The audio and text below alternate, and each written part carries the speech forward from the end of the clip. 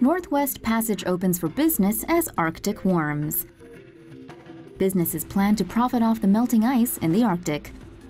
Online magazine Grist reports, as climate change continues to impact the Arctic, countries are planning to use the Northwest Passage as a shortcut shipping route.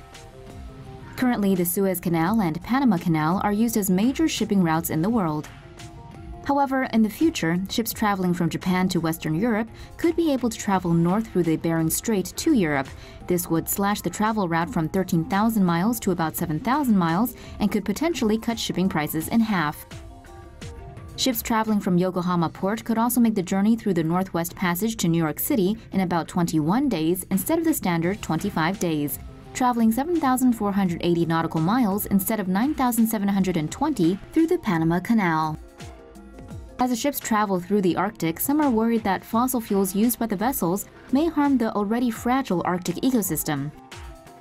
Scientists estimate that by 2050 there will be no more ice in the Arctic. Do you think getting cheaper goods is worth potentially causing more damage to the area? Stay tuned for more stories related to climate change. Global warming is killing our oceans.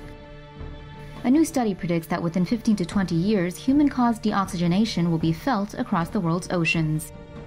With climate change warming seawaters, oxygen levels in the world's oceans are beginning to drop. Surface water with higher temperatures absorb less oxygen. Such surface water is also more buoyant, so oxygen is less likely to make it into deeper water. The resulting conditions are dangerous to marine ecosystems, which depend on oxygen for survival. With the threat already underway, changes in the southern Indian Ocean and parts of the Pacific and Atlantic will be felt as early as 2030. Oceans in eastern Africa, Australia, and Southeast Asia, however, won't feel the impact until the next century. Worsening the effects of deoxygenation is an increase in carbon dioxide, causing oceans to be more acidic and less habitable. Researchers say carbon emissions must be reduced if we want to slow the oxygen loss, but monitoring and understanding where the oxygen levels are dipping and how it's impacting our waters is also key.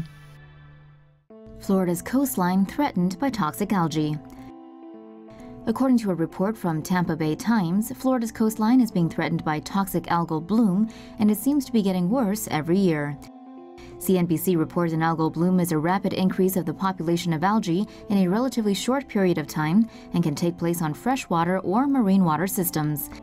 Algal bloom is caused by the overabundance of nutrients, nitrogen, and phosphorus. These nutrients typically come from rainfall and wastewater outflows. The nutrients combined with the temperatures of the sea, sunlight, and water movement can work to trigger an algal bloom. According to the EPA, the toxic blooms hurt marine life by blocking out sunlight, as well as creating toxins that hurt small fish and shellfish after they consume it. Not only do the algae hurt the environment, they also end up creating dead zones in the water where aquatic life can no longer survive because of the lack of oxygen, forcing marine life to either leave the area or die. Tampa Bay Times reports environmentalists are urging the state government to do more to address its polluted water. Snow in the Sahara? Sounds like climate change. The head of Russia's environmental monitoring agency says increasingly frequent snowfalls on one of the hottest places on Earth stems from global warming. On January 7th, a blanket of snow fell on the Sahara Desert, near the northern Algerian town of Ain Sefra. The Sahara has been known to get as hot as 122 degrees Fahrenheit during the day, but while temperatures drop at night, it's unusual to see snow due to the dry air. In 1979, snow fell in the area for 30 minutes. It was 37 years before the next snowfall, but only a year passed between then and the most recent one, which saw 15 inches of snow cover. This, along with a cold spell in the US, an unusually warm Russian winter, and rainfall and flooding in Western Europe, it's evidence that global warming is on the rise. With the state of the climate as dismal as it is, and with no signs of improvement, guess there will be more extreme weather in our future. Yikes.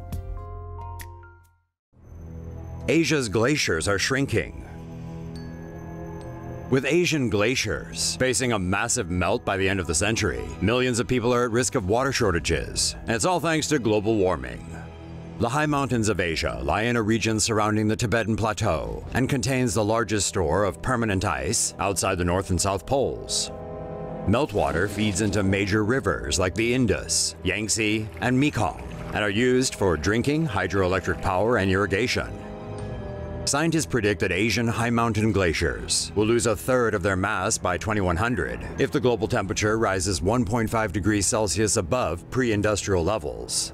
If temperatures increase 3.5, 4, or 6 degrees, losses could reach 49, 51, and 65% respectively.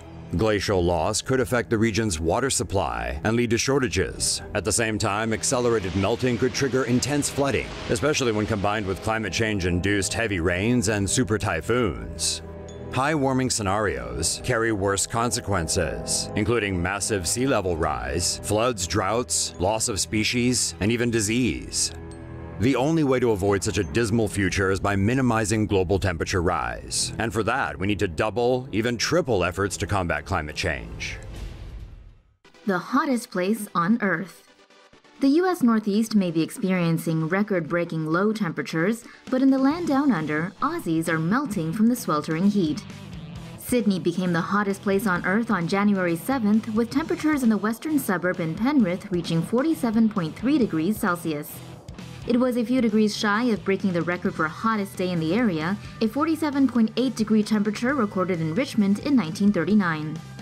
The hot weather combined with strong winds increased bushfire occurrences, prompting certain areas to issue a total fire ban prohibiting open-air fires, welding, barbecues, and throwing lit cigarettes, among others. The heat caused higher than normal ozone levels, prompting a forecast of poor air quality, which could affect those with respiratory problems.